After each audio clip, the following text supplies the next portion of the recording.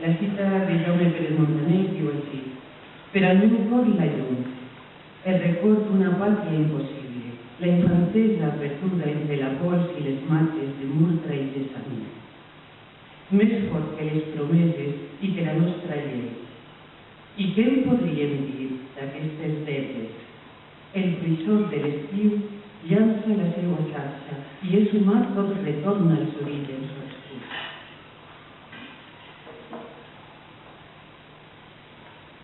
Tant de temps dibuixant els límits de la llunyania i en arribar l'anunci d'aquell possible trànsit vaig contemplar l'horror a plena llum.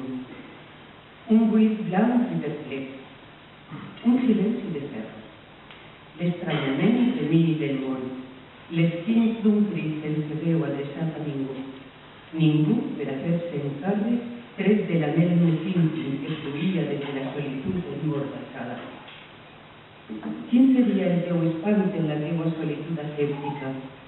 Impossible ser la pell de l'altre en l'obertura de la nit. Hom ha de prendre la paraula. La meva volgué donar-te aquell concert de Haydn per a flauta i orquestra que mou a la joia amb un toc de neguit indefugible. Vas advertir les tones d'amor i estima al revoltant. El camí lleial i increvantable. Algun que al revoltor sentir importància disfressat de color per a l'art d'unitesa.